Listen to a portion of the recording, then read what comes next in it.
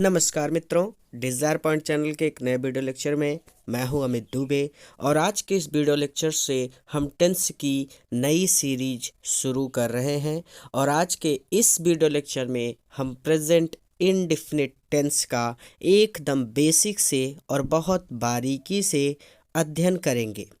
तो present indefinite tense में जो सबसे पहली चीज़ आती है वो है इसकी पहचान। यानी कहीं पर अगर कोई वाक्य लिखा गया है तो आप कैसे पहचानेंगे कि ये वाक्य प्रेजेंट इंडेफिनिट टेंस का है। तो इसकी जो पहचान होती है वो बहुत ज़्यादा आसान है। तो चलिए सबसे पहले इसकी पहचान देखते हैं। तो पहचान में आप लिखेंगे कि इन वाक्यों की मुख्य क्रिया के अंत में ता है, ती है, ते हैं आदि शब्द आते हैं। ठीक है, बस पहचान इतनी सी होती है प्रेजेंट इंडेफिनिट टेंस की। तो प्रेजेंट इंडेफिनिट टेंस के अंत में आपको मिलता है ता है, जैसे कि राम घर जाता है तो अंत में आ रहा है ता है, जाता है। ठीक है, तो आप इसको समझ सकते हैं। अब इसमें जो पहला सेंटेंस हमें पढ़ना है वो है अफर्मेटिव सेंटेंस, जिसे हिंदी में आप सकारात्मक वाक्य के नाम से भी जानते हैं। इसी अफर्मेटिव सेंटेंस को असर्टिव सेंटेंस और पॉजिटिव सेंटेंस के नाम से भी आपको कभी कभी पढ़ाया जाता है। तो आप जो चाहें कह सकते हैं, मैं इसे अफर्मेटिव सेंटेंस लिख रहा हूँ। तो अफर्मेटिव सेंटेंस में आपको 2 नोट लिखने हैं। पहला नोट, पहले नोट में आपको लिखना है कि ही, शी, इट तथा एक वचनकर्ता के साथ क्रिया में यस या ईएस का प्रयोग करते हैं। दूसरा नोट, आई, वी, यू, दे तथा बहुवचनकर्ता के साथ क्रिया में यस या ईएस का प्रयोग नहीं करते हैं। परेशान मत होइए, ये सारी चीज़ें मैं डिटेल में बताऊंगा, अभी सिर्फ लिखना है। ठीक है, ताकि सेंटेंस करते वक्त हर एक चीज़ मैं आपको डिटेल में समझा सकूं। अब तीसरी चीज़ जो आती है वो होती है रूल। यानी इस सेंटेंस को करने का यानी सॉल्व करने का रूल क्या होता है। तो इसका रूल सबसे ज़्यादा छोटा और सबसे ज़्यादा इजी है। रूल है सब्जेक्ट प्लस वर्ब की फर्स्ट फॉर्म में यस या es plus object plus other word plus full stop. ठीक है, इतना हो गया। अब कुछ एग्जाम्पल करते हैं और देखते हैं कि ये सारी चीज़ें हम कैसे यूज़ करेंगे। तो एक बार आप इस पूरे का स्क्रीनशॉट ले लीजिए। अब रूल को हम सबसे ऊपर लिखेंगे और एग्जाम्पल्स सॉल्व करेंगे। ठीक है, अब आपको रूल को देखते हुए सेंटेंस को सॉल्व करना है। रूल बिल्कुल भी नहीं छोड़ना है। रूल होता है सब्जेक्ट प्लस वर्ब की फर्स्ट फॉर्म में यस या es plus object plus other word plus full stop. Example के लिए एक वाक्य लेते हैं जो हमने सबसे पहले लिया था कि राम घर जाता है। तो अंत में ता है, आ रहा है, इसलिए ये वाक्य प्रेजेंट इंडेफिनिट टेंस का है। अब यहाँ पर ध्यान से समझिए, अगर आपको नहीं पता कि सब्जेक्ट, ऑब्जेक्ट और वर्ब कैसे पहचानते हैं तो डिस्क्रिप्शन में मैंने एक वीडियो का लिंक दे दिया है। वो भी प्रेजेंट इंडेफिनिट टेंस का ही वीडियो है, लेकिन उसमें मैंने बहुत बारीकी से ये समझाया है कि सब्जेक्ट, ऑब्जेक्ट और वर्ब को आप कैसे पहचान सकते हैं। और साथ ही साथ मैंने ये भी बताया है कि वर्ब की फर्स्ट फॉर्म में यस कब लगेगा और ईएस कब लगेगा। तो यहाँ तक क्लियर है। अगर इतना नहीं पता है तो डिस्क्रिप्शन में वीडियो है, वो वीडियो जाके आप पहले देखिए और फिर उसके बाद इस वीडियो पर आइए। तो अब हम अपने सेंटेंस को सॉल्व करते हैं। तो हमारा वाक्य है राम घर जाता है। यहाँ पर राम सब्जेक्ट है, घर ऑब्जेक्ट है और जाता है यानी कि जाना क्रिया है, वर्ब है। तो अब इस सेंटेंस को सॉल्व करते हैं। तो हमें रूल को देखते हुए चलना है, पहला काम हमारा है। तो हम देखते हैं कि रूल में सबसे पहले सब्जेक्ट लिखना है। तो सब्जेक्ट कौन है? राम। तो हम लिखेंगे राम।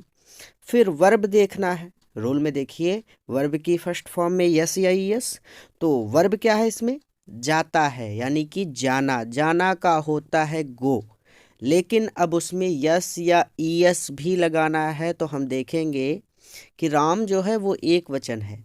यानी जब आपने नोट लिखा था उसमें आपने लिखा था कि ही, शी, इट तथा एक वचन करता यानी किसी का नाम होता है, ठीक है, किसी एक व्यक्ति का नाम होता है, ठीक है। तो एक वचन करता है तो जाना का होता है गो, और गो में लग जाएगा ईएस तो हो जाएगा गोज, तो राम गोज। अब उसके बाद ऑब्जेक्ट लिखना है, तो ऑब्जेक्ट क्या है, घर। तो अब देखिए हमेशा के लिए याद कर लीजिए कि जब गो के बाद कोई ऑब्जेक्ट आता है तो टू लग जाता है, यानी हो जाएगा गोज टू, घर के लिए होम, यानी राम गोज टू होम, या फिर आप लिख सकते हैं राम गोज टू हाउस, जो आपको ठीक लगे। मैंने लिख दिया है राम गोज टू होम। पहला एग्जाम्पल हो गया। एक और एग्जाम्पल देखते हैं। अगला एग्जाम्पल है कि वे क्रिकेट खेलते हैं। तो देखिए यहाँ पर अंत में आ रहा है ते हैं। रूल में देखिए, यानी जो पहचान थी कि ता है, ती है, ते हैं, आदि शब्द आएंगे ना, तो यहाँ पे ते हैं आ रहा है लास्ट में। इसका मतलब वे क्रिकेट खेलते हैं, ये प्रेजेंट इंडेफिनिट टेंस का वाक्य है। तो अब देखिए इसको कैसे सॉल्व करेंगे। रूल होता है सब्जेक्ट, तो सब्जेक्ट कौन है, वे, यानी कि दे। उसके बाद वर्ब की फर्स्ट फॉर्म में यस या यस। अब जो दे है ना, ये बहुवचन है, यानी आपने पहले नोट जब लिखा था तो उसमें आपने लिखा था कि आई वी यू दे, तथा बहुवचन कर्ता के साथ वर्ब की फर्स्ट फॉर्म में यानी कि क्रिया में यस या ईएस का प्रयोग नहीं करते हैं।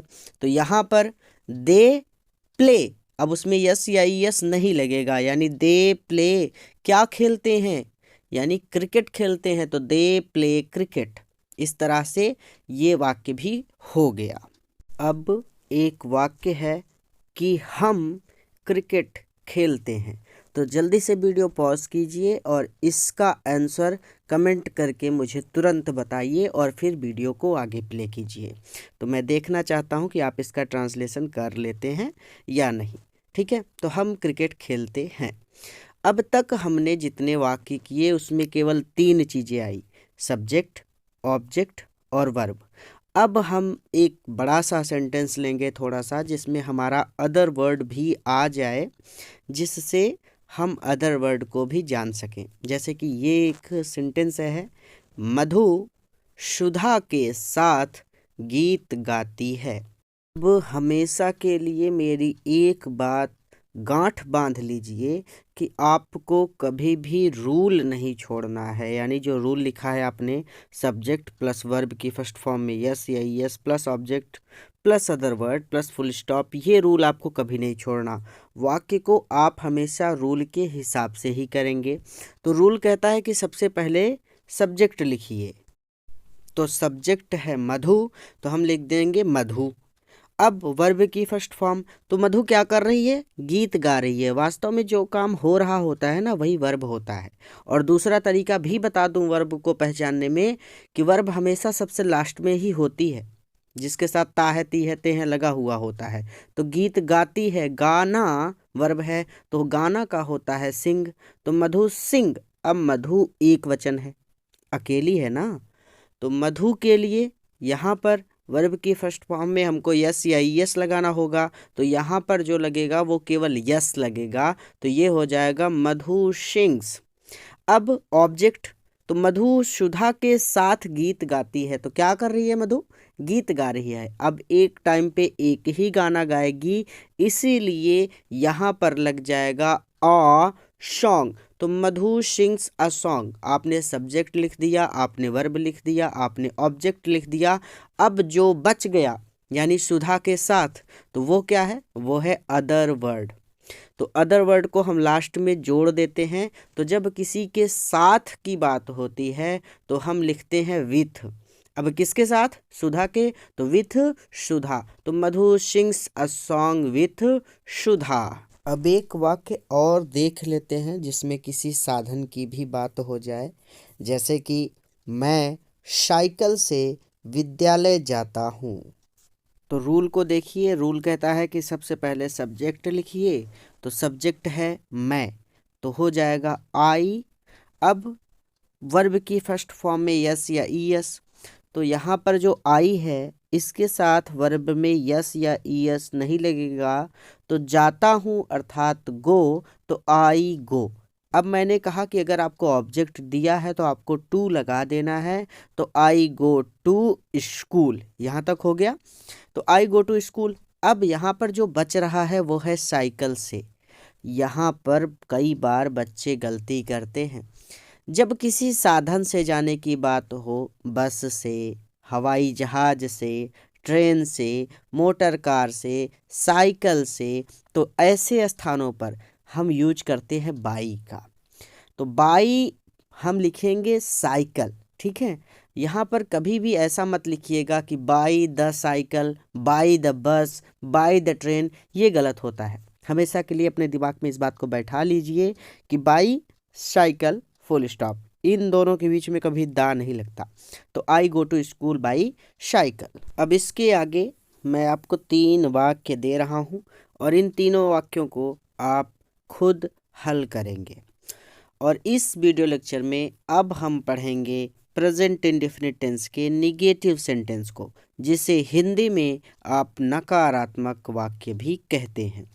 तो देखिए, पहचान तो सेम ही होती है कि इन वाक्यों के अंत में ता है, ती है, ते हैं आदि शब्द आते हैं, लेकिन जो निगेटिव होता है ना, वो अपने साथ नकारात्मक शब्द को भी जोड़ लेता है, अर्थात नहीं भी जुड़ जाता है। जैसे कि राम घर जाता है, तो ये अफर्मेटिव है यानी सकारात्मक है। अगर इसी में जोड़ दें राम घर नहीं जाता है, तो ये नकारात्मक हो गया, निगेटिव हो गया। तो राम घर नहीं जाता है, ऐसे वाक्यों को हम कैसे सॉल्व करेंगे? तो इसके लिए भी आपको कुछ चीज़ें ध्यान में रखनी होंगी। तो सबसे पहले आप नोट लिखेंगे, 2 नोट लिखेंगे, और ये नोट आपका निगेटिव के लिए भी और इंट्रोगेटिव के लिए भी दोनों जगह पर काम करेगा, ठीक है। तो पहले नोट में आप लिखेंगे आई, वी, यू, दे तथा बहुवचनकर्ता के साथ हम डू का प्रयोग करते हैं। दूसरे नोट में आप लिखेंगे कि ही, शी, इट तथा एक वचनकर्ता के साथ हम डज का प्रयोग करते हैं। अब बात करते हैं इसके रूल की। तो रूल होता है सब्जेक्ट प्लस डू या does plus not plus verb की first form plus object plus other word plus full stop. तो पहले आप यहाँ तक का स्क्रीनशॉट ले लीजिए। अब हम रूल को सबसे ऊपर लिखते हैं और एक एग्जाम्पल लेते हैं। चलिए हम अपना सबसे आसान वाला ही एग्जाम्पल लेते हैं ताकि आपको समझ में आ जाए। जो हमारा सबसे पहला एग्जाम्पल था वो था राम घर जाता है। तो अब ये निगेटिव हम पढ़ रहे हैं, तो चलिए इसी को कर देते हैं राम घर नहीं जाता है। तो अब देखिए, रूल को कभी नहीं छोड़ना है। तो सबसे पहले आप क्या लिखेंगे? सब्जेक्ट। तो सब्जेक्ट लिखिए, कौन है सब्जेक्ट? राम, तो आप लिखेंगे राम। अब आपने नोट लिखा था कि ही, शी, इट तथा एक वचनकर्ता के साथ हम डज का प्रयोग करते हैं ना, तो राम एक वचन है, तो डू या डज में से हम डज को उठा करके राम के पास लगा देंगे, तो हो जाएगा राम डज। फिर इसके आगे लग जाएगा नॉट, तो राम डज नॉट। अब वर्ब में क्या है? जाना, तो राम डज नॉट गो। यहाँ पे यस या ईएस का मैटर ही खत्म हो गया। मैंने कहा था ना ये बहुत ज़्यादा आसान है। तो राम डज नॉट गो। अब कहाँ जाता है? घर, तो हो जाएगा होम। तो इस तरह से Ram does not go to home, ठीक है। तो इस तरह से आपने पहला वाक्य कर लिया। दूसरा वाक्य एक और करते हैं कि माता जी बस से मंदिर जाती हैं, सॉरी यहाँ पे हो जाएगा नहीं जाती हैं। तो हम इसको कैसे करेंगे? सबसे पहले सब्जेक्ट, तो माता जी भी लिख सकते हैं, मदर भी लिख सकते हैं। तो माता जी मैं लिख दे रहा हूँ, माता जी। अब माता जी एक वचन है, तो भैया यहाँ पे भी लगेगा डज फिर नॉट, तो माता जी डज नॉट। अब जाना, तो फिर से गो, माता जी डज नॉट गो। अब लगेगा टू, तो माता जी डज नॉट गो टू। अब मंदिर, तो मंदिर के लिए होता है टेम्पल, तो माता जी does not go to temple. किससे जाती हैं? बस से, तो हो जाएगा बाई बस। दूसरा भी हो गया। एक और एग्जाम्पल देखते हैं। तीसरा एग्जाम्पल है कि राहुल और सुमित कक्षा में गणित नहीं पढ़ते हैं। ठीक है, तो अब हमारा सबसे पहले सब्जेक्ट क्या है? राहुल और सुमित, तो हो जाएगा राहुल एंड सुमित। अब डू या डज, तो राहुल और सुमित मिलकर बहुवचन हो गए, दो लोग हो गए, तो हो जाएगा डू। तो Rahul and Sumit do not, वो लोग क्या कर रहे हैं? पढ़ रहे हैं, तो पढ़ना का हो जाएगा रीड। तो Rahul and Sumit do not read, क्या नहीं पढ़ रहे हैं? मैथ। तो Rahul and Sumit do not read math. अब कहाँ पर? कक्षा में। ये क्या है? अदर वर्ड, तो ये हो जाएगा किसी स्थान के अंदर होने पर हम लगाते हैं इन, तो इन द क्लास। ठीक है, दा लगेगा क्योंकि वो अपनी कक्षा में होंगे। स्कूलों में बहुत सारी कक्षाएं होती हैं, तो वो अपनी कक्षा में होंगे, इसलिए यहाँ पर लग जाएगा दो। ठीक है, तो Rahul and Sumit do not read math in the class. अब इसके आगे मैं आपको 3 क्वेश्चन दे रहा हूँ छोटे छोटे, जिन्हें आपको खुद से सॉल्व करना है। अब हम चलेंगे प्रेजेंट इंडेफिनिट टेंस के इंट्रोगेटिव सेंटेंस की ओर, जिसे हिंदी में आप प्रश्नवाचक वाक्य भी कहते हैं। तो देखिए, इंट्रोगेटिव सेंटेंस 2 प्रकार के होते हैं। पहले को कहते हैं इंट्रोगेटिव फर्स्ट, दूसरे को कहते हैं इंट्रोगेटिव सेकंड। ठीक है यहाँ तक। अब इंट्रोगेटिव सेंटेंस के लिए नोट जो है वो निगेटिव सेंटेंस वाला ही रहेगा। यानी कहने का मतलब है कि निगेटिव सेंटेंस पढ़ते समय जो नोट आपने लिखा था कि आई, वी, यू, दे तथा बहुवचनकर्ता के साथ हम डू का प्रयोग करते हैं, और दूसरा नोट आपने लिखा था कि ही, सी, इट तथा एक वचनकर्ता के साथ हम डज का प्रयोग करते हैं, तो ये नोट सेम रहेगा।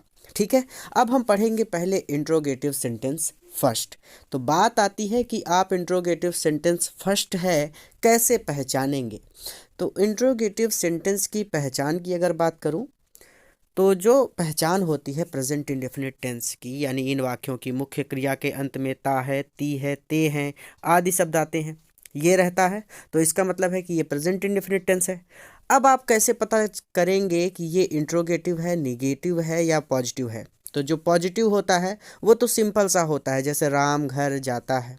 निगेटिव, उसमें नकारात्मक शब्द जुड़ता है, जैसे राम घर नहीं जाता है। लेकिन जो इंट्रोगेटिव होगा ना, उसमें प्रश्न पूछा जाएगा, जैसे कि क्या राम घर जाता है, या फिर राम घर क्यों जाता है। तो अभी हम पढ़ेंगे जिसको, वो है क्या राम घर जाता है।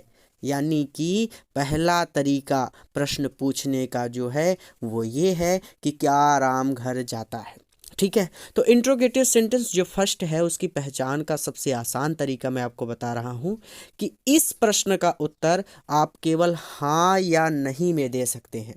देखिए, जैसे अगर आपसे किसी ने पूछा कि क्या राम घर जाता है और आप उसको बोल देते हैं हाँ, तो सामने वाला व्यक्ति समझ जाएगा कि हाँ राम घर जाता है। अगर आपसे पूछा कि क्या राम घर जाता है और आपने बोला नहीं, तो सामने वाला व्यक्ति समझ जाएगा कि राम घर नहीं जाता है। तो इंट्रोगेटिव फर्स्ट को पहचानने का सबसे आसान तरीका यही है कि उस प्रश्न का उत्तर आप केवल हाँ या नहीं में दे सकते हैं। ठीक है, अब बात करते हैं इसके रूल की। तो इसका रूल होता है डू या does plus subject plus not plus first form of the verb, यानी वर्ब की first form plus object plus other word plus question mark. तो इतना स्क्रीनशॉट लीजिए, फिर हम आगे चलते हैं। अब हम कुछ एग्जाम्पल करेंगे ताकि हम इसे समझ सकें। तो कहते हैं पहला एग्जाम्पल है कि क्या मधु गीत गाती है। तो यहाँ पे आप देख सकते हैं कि अगर आपसे किसी ने पूछा कि क्या मधु गीत गाती है और आपने बोला हाँ, तो सामने वाला व्यक्ति समझ जाएगा कि हाँ मधु गीत गाती है, और अगर आपने कहा नहीं तो सामने वाला व्यक्ति समझ जाएगा कि मधु गीत नहीं गाती है। तो रूल को देखकर चलना है, रूल नहीं छोड़ना है। तो मधु एक वचन है, यानी सब्जेक्ट को देखकर हमको डू या डज का प्रयोग करना है। तो मधु एक वचन है तो लगेगा डज मधु। अब उसके बाद रूल में आता है नॉट। तो नॉट का यूज तब करना है जब इस सेंटेंस में कहीं पर नहीं शब्द आ जाए। अगर वाक्य में नहीं आता है तो हम नॉट का यूज नहीं करेंगे। तो हमारा सेंटेंस तो सिंपल सा है ना कि क्या मधु गीत गाती है, इसमें कहीं पर भी नहीं लिखा है, तो हम क्या करेंगे, नॉट को छोड़ देंगे। वर्ब की फर्स्ट फॉर्म सिंग, तो डज मधु सिंग, ऑब्जेक्ट क्या है, सॉन्ग, तो डज मधु सिंगर सॉन्ग, उसके बाद लग जाएगा क्वेश्चन मार्क। यहाँ तक क्लियर है। दूसरा एग्जांपल देखते हैं कि क्या हम मैदान में क्रिकेट खेलते हैं। तो इसके लिए भी सबसे पहले रूल को देखिए। तो हमारा जो सब्जेक्ट है वो है हम, यानी कि वी। तो वी के साथ लगेगा डू, तो हो जाएगा डू वी। अब नॉट लगा है हमारे सब्जेक्ट में, तो हम देखें, यानी हमारे रूल में नॉट भी है सब्जेक्ट के तुरंत बाद, तो हम अपने वाक्य को देखेंगे कि क्या इसमें कहीं पर नहीं है। तो हम एक बार वाक्य को फिर से पढ़ेंगे कि क्या हम मैदान में क्रिकेट खेलते हैं। तो इसमें नहीं, कहीं पर भी नहीं आया है, तो हम नॉट को छोड़ देंगे, हम लिखेंगे वर्ब की फर्स्ट फॉर्म। तो वर्ब की फर्स्ट फॉर्म है खेलना, तो हो जाएगा प्ले। तो डू वी प्ले, क्या खेलते हैं, ऑब्जेक्ट लिखना है ना, तो क्या खेलते हैं, क्रिकेट। तो डू वी प्ले क्रिकेट। अब अदर वर्ड, तो कहाँ खेल रहे हैं, मैदान में। तो do we play cricket in the field, और लग जाएगा क्वेश्चन मार्क। हो गया यहाँ तक। एक और एग्जांपल देखते हैं कि क्या राम साइकिल से दिल्ली नहीं जाता है। तो अब फिर से इसको देखेंगे।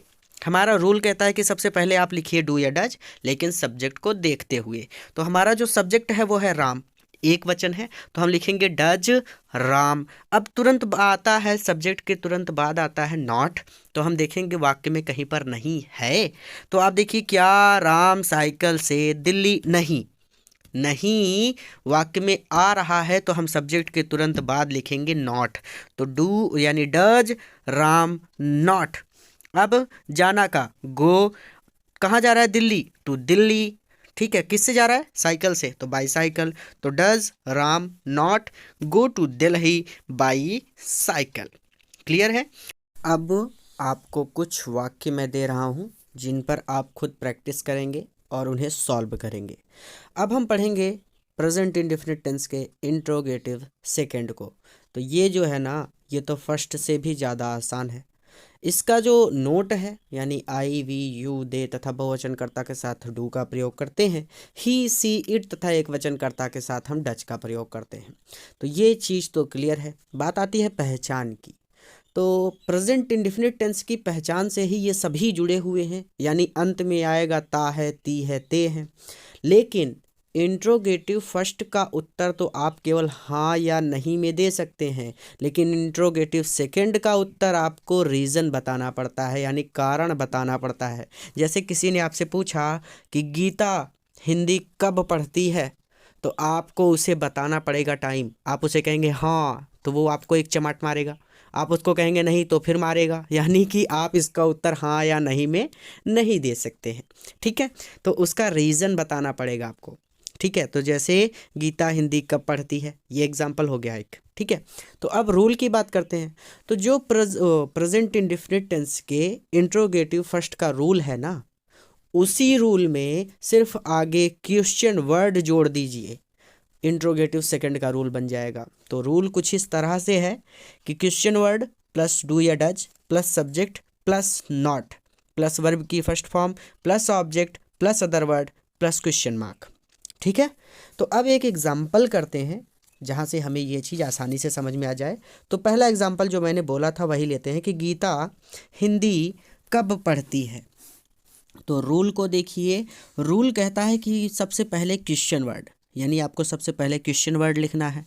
तो इसमें क्वेश्चन वर्ड क्या है, हिंदी कब पढ़ती है, यानी कि कब क्वेश्चन वर्ड है, तो आप लिखेंगे व्हेन। यहाँ पे हो गया।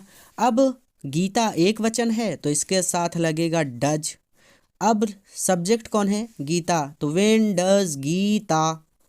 अब नॉट, तो नॉट की कहानी वही है कि अगर वाक्य में कहीं पर नहीं आता है तो नॉट लगाना है, अगर नहीं ना आए तो हम नॉट को छोड़ देंगे। तो गीता हिंदी कब पढ़ती है, इसमें कहीं पर भी नहीं आया है, इसलिए नॉट को स्किप कर देंगे, नॉट को छोड़ देंगे। वर्ब की फर्स्ट फॉर्म यानी पढ़ना, तो read. When does Gita read, क्या पढ़ रही है, गीता हिंदी कब पढ़ती है, तो हिंदी। तो ये पहला वाक्य हो गया, when does Gita read Hindi. आप देख सकते हैं बहुत ज़्यादा इजी है, कुछ भी तो नहीं है इसमें। अगला, तुम अमेरिका कैसे जाते हो। दूसरा एग्जाम्पल कि तुम अमेरिका कैसे जाते हो, तो सबसे पहले क्या लिखना है रूल में, क्वेश्चन वर्ड। कहता है रूल की क्वेश्चन वर्ड लिखिए, तो कैसे का हो जाएगा हाउ। डू या डज, तो क्या है, सब्जेक्ट कौन है, तुम, तो आई वी यू दे तथा बहुवचन कर्ता के साथ डू का प्रयोग होता है। तो हाउ डू यू, जो सब्जेक्ट है वो यू है, तुम हो, तो हाउ डू यू।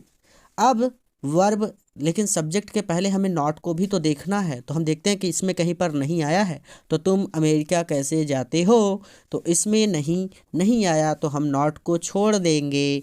अब हम लिखेंगे वर्ब की फर्स्ट फॉर्म, तो जाना का होता है गो, और उसके बाद लग जाएगा टू, कहाँ जा रहा है, अमेरिका, तो ये हो जाएगा अमेरिका। यहाँ तक क्लियर है। एक और एग्जाम्पल, तो सुमन सेब क्यों नहीं खाती है, ठीक है। तो यहाँ पर देखिए क्वेश्चन वर्ड क्या है, क्यों, तो हम लिखेंगे वाई।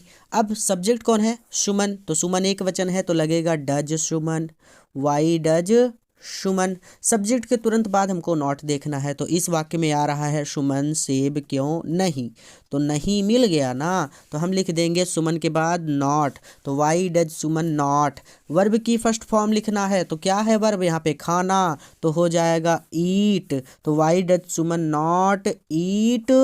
अब लग जाएगा एन एप्पल, क्या खा रही है, सेब। एन एप्पल क्यों लगा, क्योंकि एक टाइम पे एक ही सेब खाएगी, एक साथ 4-5 सेब नहीं खा सकती वो, ठीक है। तो why does Suman not eat an apple. तो ये जो वाक्य है ना, जैसे कि सुमन सेब क्यों नहीं खाती है, तो इसे एक और नाम दिया जाता है। बच्चों को एक नए स्तर पे भी इसे पढ़ाया जाता है, बट मैंने उस स्तर पे नहीं पढ़ाया, क्योंकि मुझे हार्ड नहीं पढ़ाना, बहुत ज़्यादा इजी पढ़ाना था। तो मैंने सिर्फ आपको आसान शब्दों में बता दिया कि सब्जेक्ट के तुरंत बाद नॉट लगा देना है, काम हो गया आपका। तो ये जो वाक्य है इसे एक और नाम दिया गया है, इसे कहते हैं इंट्रोगेटिव नेगेटिव सेकंड, यानी सुमन सेब क्यों नहीं खाती है, ये सेंटेंस इंट्रोगेटिव नेगेटिव सेकंड का है। और अगर यही होता कि क्या सुमन सेब नहीं खाती है, तो वो वाक्य हो जाता इंट्रोगेटिव का, तो था लेकिन उसमें नहीं आ रहा है, इसलिए उसमें एक और चीज़ जोड़ देते हैं, इंट्रोगेटिव नेगेटिव फर्स्ट, ठीक है। तो इतना जानते रहिए। अब कुछ एग्जाम्पल हैं जिन्हें आप खुद से सॉल्व कीजिएगा और अपने मित्रों के साथ भी इस वीडियो को शेयर कीजिएगा, ताकि वह भी इसका लाभ ले सकें। अगले वीडियो लेक्चर में हम प्रेजेंट कंटिन्यूअस टेंस का अध्ययन करेंगे। पूरा वीडियो देखने के लिए धन्यवाद।